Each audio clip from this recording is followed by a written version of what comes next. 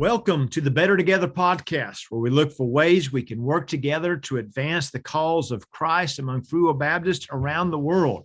Today, we have with us Dr. Gordon Penfold. He works with turnaround pastors, and you may have read several of his books, but the one we're going to talk about today is Pastor Unique, and what it tells us about turnaround pastors and some of the challenges that pastors and churches are facing today. So, Dr. Penfold, thank you for taking the time to join us today, my friend. Well, thank you, Dr. Moody, for hosting me today. This is a great privilege. And also, just in our conversations, I'm just amazed at the energy that you bring into the National Association of Free Will Baptists. You're doing some great things to kind of help right the ship and turn things around. And we both share the same passion. We desire to see pastors and churches thriving, becoming soul-winning, disciple-making congregations. And that's what drives us, and I know that's what drives you. So thank you again for inviting me. This is a great privilege. Well, I appreciate that, and we appreciate what you've done for us as Free Will Baptists and really the greater body of Christ, trying to help our churches in the situations they're facing today. And so it's pretty tough out there right now, isn't it, Dr. Penfold? Oh, it is. We estimate before COVID, we estimated 80 to 85% of the churches were either plateaued or declining when it came to worship attendance. And we always try and look at worship attendance. You can't use membership because, sometimes people are voting from the cemetery. Yes. But attendance is a good marker. And I wrote this some years ago, and I just want to use it by way of introduction to help us understand where pastors and churches are. A great number of churches are characterized by an inward self-serving focus, territorialism, bullies, power brokers, passivity, disillusionment, lack of a clearly defined purpose and vision, all accompanied by division and conflict. The result of such attitudes and actions is a mass of churches that are plateaued or declining in membership, attendance, and vitality. Many have become havens for the disgruntled and fortresses against the Great Commission. These country clubs have become the antithesis of everything the gospel represents. Where are the pastors in all of this? Well, many pastors feel they have their backs against the wall. They want to make changes, but either they are afraid to roil the waters or they don't know how to lead. Church bullies intimidate them. Church boards are uncooperative and controlling. Consequently, pastors struggle and the churches they pastor struggle. The resulting gridlock causes attendees to leave in frustration. Other pastors are simply on cruise control. They draw their pay and don't rock the boat. Many are content to leave Jesus outside knocking at the door, Revelation 3:20. Many also lack the skill and backbone to develop a vision of a preferred future and pursue it to a fitting conclusion. Others simply walk down the path of ministry, blissfully ignorant of the impending cliff before them. So that's, I think, a pretty good description. That was from Revision, The Key to Transforming the Church, first book I did with Aubrey Malphurs. But, and just to give you some background, my dissertation was entitled Defining Characteristics of Turnaround Pastors Among Evangelical Churches in the Rocky Mountain States. And Aubrey Malphurs saw a presentation that I gave at the Great Commission Research Network in 2011. And as a result, we wrote Revision. Well, Bud Brown, got a hold of that research and he contacted me and he said, is there any way to develop some assessment, training, and coaching protocols based on the DISC? We use the DISC Myers-Briggs, and I said, I'm not sure. So we ended up meeting also with Dr. Gary Westra, and the three of us used the Berkman to do research, and we found that the Berkman gave great insight into the behaviors of pastors that work for revitalization or work against it. It was a both and thing. So as a result of our time together, we wrote the book, Pastor Unique, The Key to Transforming Your Church. And it was an interesting journey, to say the least. And the great thing was, when we finished, we compared what we found with what Aubrey and I had done, as well as what a number of other people done using different survey instruments. And we all came to the same conclusions, even though we used different instruments. And we discovered leadership practices that are really essential for bringing revitalization to plateaued or declining churches. Does that make sense? It makes a lot of sense. And so basically, we can look at this research and we know what kinds of things pastors need to do, what kinds of personalities turnaround pastors have. And this is why assessment is so important. If they don't have that, then they have to stretch a bit, right? That's right. Use some of those techniques. So that's exactly makes sense. And that's exactly what we're looking for, Dr. Penfold. Well, and in Mark 1:17, well, Matthew 4:19, we all, at least I memorized that early on as a believer. Follow me and I will make you fishers of men. Mark adds an interesting word into that concept. He says, Jesus said, follow me and I will make you become fishers of men. A lot of people object to the fact that we're trying to change people. No, what we're trying to do is to develop people, to develop leaders, to develop godly men, and godly leaders, godly pastors who will be able to lead their churches into a bright and new future. And so it's very important to recognize that this is a discipleship process. What we're doing is we're discipling pastors, and then we're also discipling disciplers of pastors, so that we can multiply the ministry. So that's where we are. So if you would like, let me share with you some information that just a summary of the materials that we have. Yep. So this is just a basic Berkman introduction. And the Berkman is like a lot of other personality typing tools in that it looks at, are people introverted or extroverted? Are they people-oriented or task-oriented? And so Berkman has what it's called usual behavior. This is how we behave. This is how people see us. This is how we see ourselves. And so introverted, extroverted, people-oriented, task-oriented, very similar. And you're very familiar with lots of typing instruments, I think, Dr. Moody, but with your background. This is a good one, I'll say, the Berkman as well. So this is a good, what they get good information from this. Yes, we do. And again, we were trying to look at assessment. Secondly, we wanted to look at training, and thirdly, we want to look at coaching. And we do all of those with pastors, and we've had some success with that.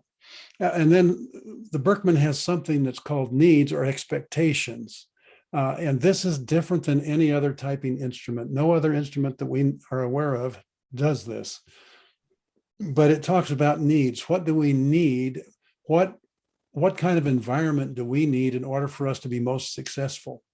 And the thing about it is usual behavior is visible. People can see us. They can see that. However, our needs are invisible to others and they don't know what we need. For example, my usual behavior is up in the green, tending towards red. I tend to be a doer, but my needs are way down in the blue. And so what I need from people is far different from what they see in me. And that can create some tension and some frustration. So for people in the green, for example, they need group support and emotional support. For people that are in the blue, they need emotional support and one-on-one support. And then if people are in the yellow, they need one-on-one support and practical support. And the reds are the doers. Those are the doers. The greens are the communicators. The blues are the thinkers, and the yellows are the analyzers. So every group has different needs, and those are the general broad brush strokes of what each group needs.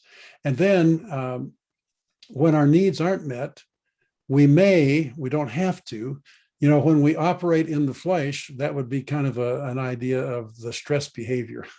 And when we're doing that, it's usually pretty obvious to everyone around us, sometimes before it's even available to, for us to see. But those towards the top can become argumentative and those to the right can become emotional. And those to the bottom tend to be withdrawn, and those to the left become detached. So my needs are in the bottom right-hand corner. So I tend to become emotional and withdrawn under stress. And that's absolutely how I behave. And the thing is, people see our usual behavior. They don't see our needs or our expectations, but they do see our stress behavior. And so like a tree, let me just scroll up here for just a second. So like a tree, our usual behavior and stress behavior are visible. When you look at a tree, you see the leaves, you see the branches, you see the fruit, you see the bark, you see all of those things. But in order for a tree to be healthy, it has to have a great root system. And so there are needs and interests, and interests are just things that we like to do, not necessarily what we're good at, but what we like to do. But these are all for components of personality. And so the needs are unseen, but if our needs are not met, then our tree is not healthy. And that shows. So I'm going to scroll back down here quickly because I'm going to skip a whole lot of material. So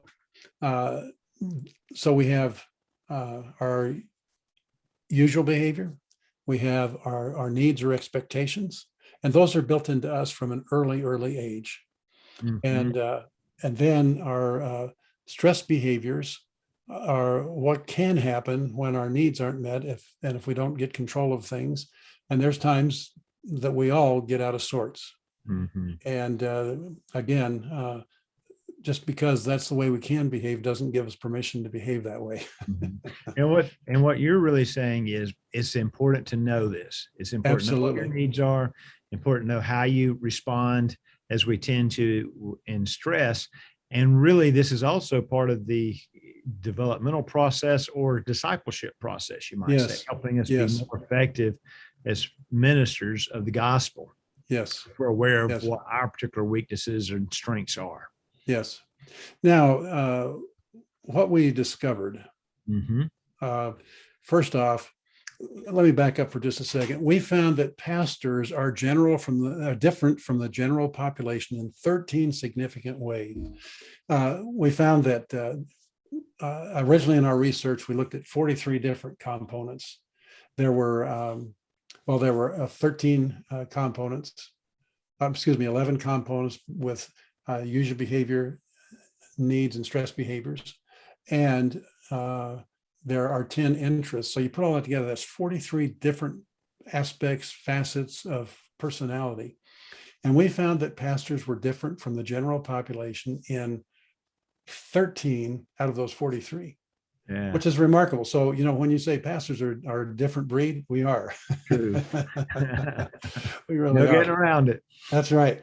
But we also found that there were 7 significant differences between what we would call a revitalization pastor or a turnaround pastor and a maintenance-oriented pastor.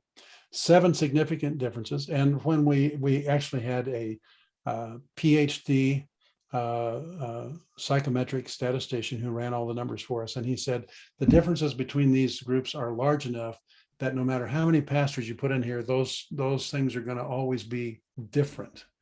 So they were medium and large differences. So we found, first off, and this was a very interesting thing, was kind of a surprise a bit, but we found that the revitalization leaders were more assertive than their maintenance counterparts. So if you look at the chart here, the turnaround pastors scored an average of 66.5 on a 99-point scale. The maintenance pastors were 37.8%. They were not assertive at all. They're not even as assertive as the general population by a significant margin. Yes. So you look at there's a large difference there. So what does that mean?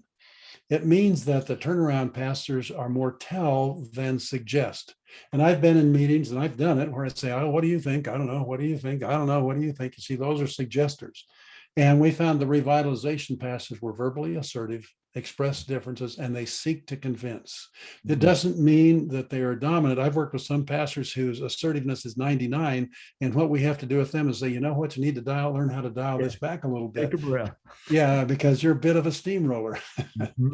But the maintenance-oriented pastors tend to be deferent and agreeable. They strive for agreement and they avoid conflict. And the assertive pastors say, there's going to be conflict. It's just going to happen. Let's just plow right on through it. So there's a huge difference between these two groups, between tell versus suggest. And we have seen this, play out. And as we work with pastors, it's amazing. Most pastors that we work with really do score in the low end. There are exceptions, but most pastors who are struggling tend to be deferent and agreeable. And they avoid conflict and so on. So now restlessness. This is another one. The the maintenance-oriented pastors were a little bit more restless than the general population, but we can learn a lot from this. First off, what this says, this 41.3 for the general population tells us that the general population likes pretty much the status quo. Hmm. And if you have status quo in the church, you're just going to continue to do what you've always done. And that's not a good thing. Mm-mm. Mm-mm. You know, somebody said it this way: the only difference between a rut and a grave is the length. He said, no, I said, you know, graves are deeper. I said, well, not if you're driving on the Alcan Highway. Yeah. They used to have a sign that said, choose your rut wisely. You're going to be in it for the next 2,300 miles. Uh-huh. But when churches are stuck and you just keep doing the same thing, you're just going to stay stuck. So the revitalization pastors are much more restless. So in other words, they're responsive and attentive. They initiate change and they adapt easily to variety. Whereas maintenance-oriented pastors are more concentrative, not easily distracted, focused attention. They want to just sit down and concentrate on one thing at a time. Don't bother me. Don't upset me. And and again, if we go back, there's a significant difference between the two, you know, almost a 20-point spread between the two. Yeah. So any comments related to that, brother? No, you're spot on. So someone may be listening and saying, well, I'm more of the, I'm kind of the maintenance part. And so forth. What we're saying is a person has to be more assertive if they're going to turn a church around. Yes. And they have to be more, not okay with the status quo, so to speak. Doesn't mean you're going to be a bull in a china shop, so to speak, but right. You do realize you're going to have to take some action to initiate some change. Yes. Yeah. And you have to tell people, this is the way, walk ye in it, kind of a thing. Yeah. And that's hard for some pastors to do. Yeah. I was working with a group not too long ago, and the pastor is a great guy. He's wonderful. And by the way, these pastors are not bad or good, just the way they are. But this guy was always, well, what do you think? What do you think? And they have a hard time making their minds up. And, after 30 or 40 minutes of saying, what do you think? Everybody said, well, let's just move on. Well, they've not accomplished a thing except, what do you think? Right. And as a pastor, you often know things that need to be done. Yes. And so what we're asking is go ahead and suggest that. And it's going to be harder initially for a person that's not their personality, but it will get easier. And your congregation will work with you, yes. if you approach it with the right attitude. Yes. And so forth. Well, in the second church that I pastored, and every church that I pastored full time had a turnaround, and I praise God for that. But in the second one, the chairman of the board was 75 years old. His name was Archie.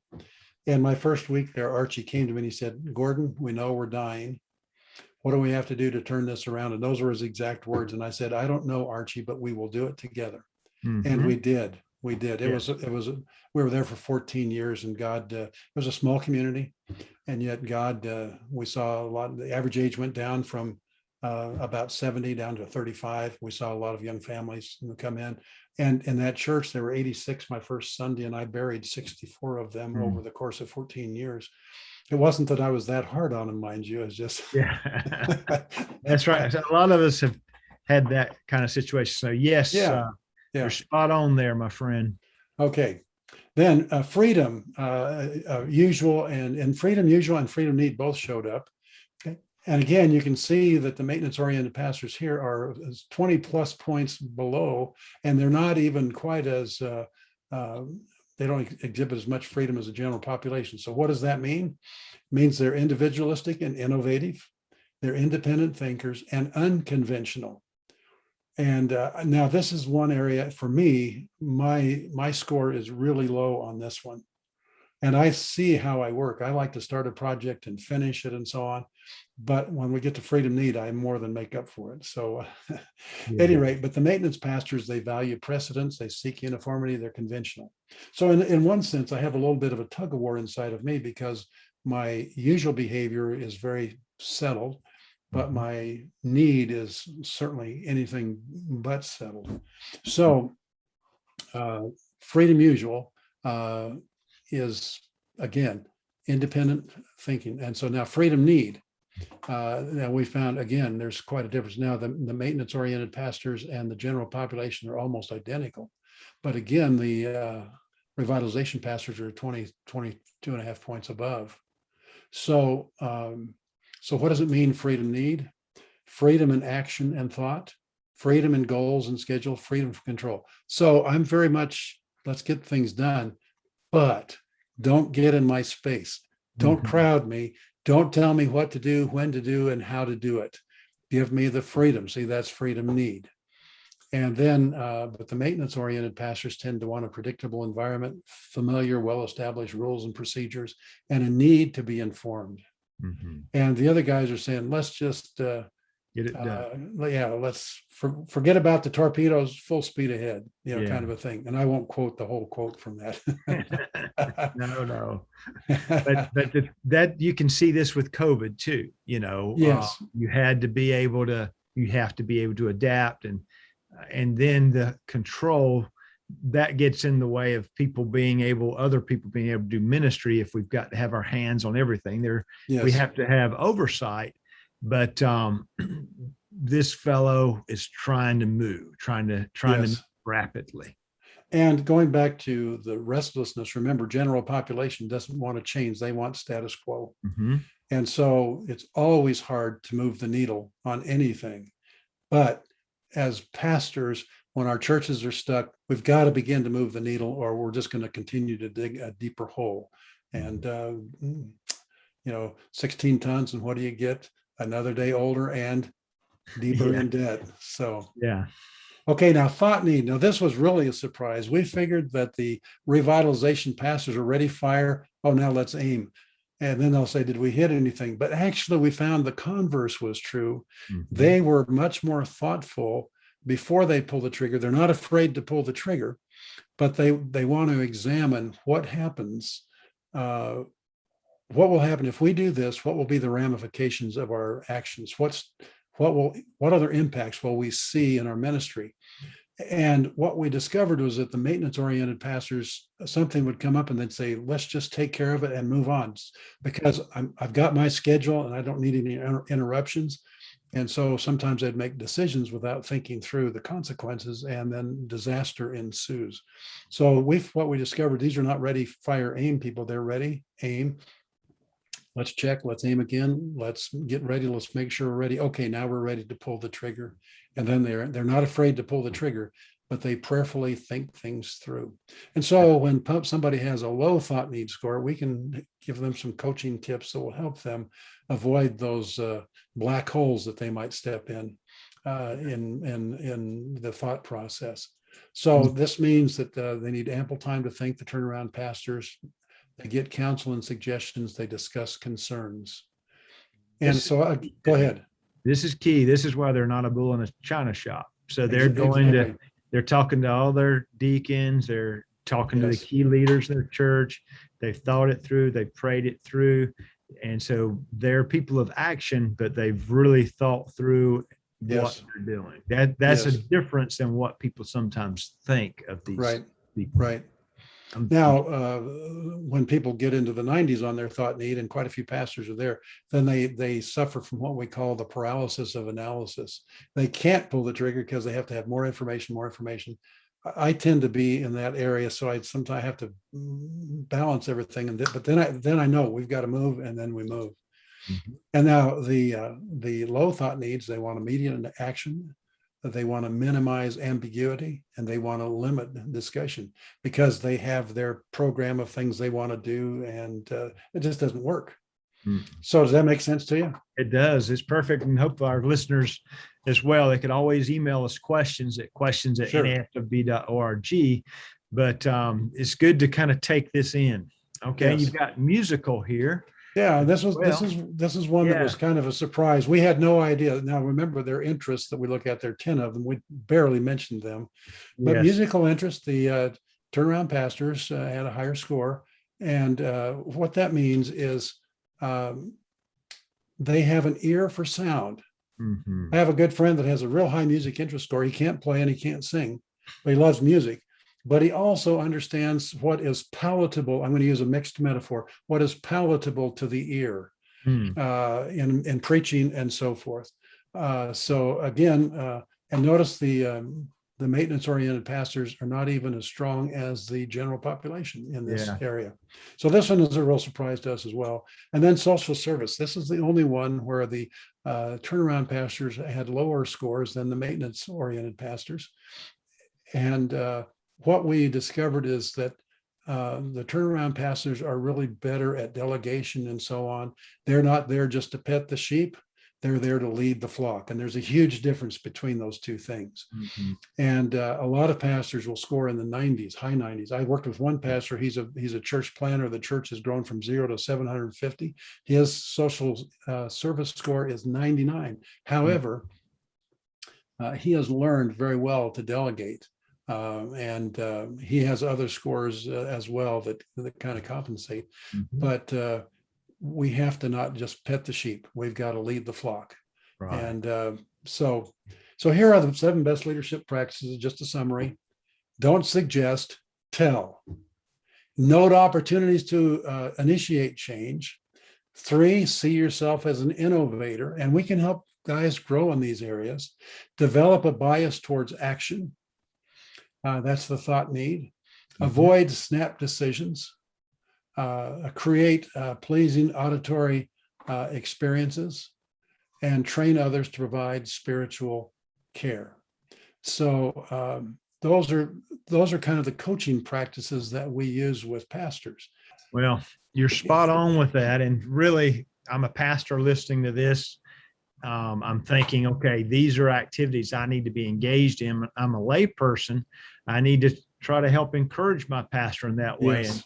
And not be one to get in the way, if it will, or even hinder some of those ways. Now, really, it is helpful for a pastor to have taken the Berkman. Yes. And we should explain some of the things we do through our office in North American Ministries is we try to help folks take an instrument called the DISC and something like an instrument called the MBTI, where they learn more about their personality and so forth, right, and that involvement in ministry.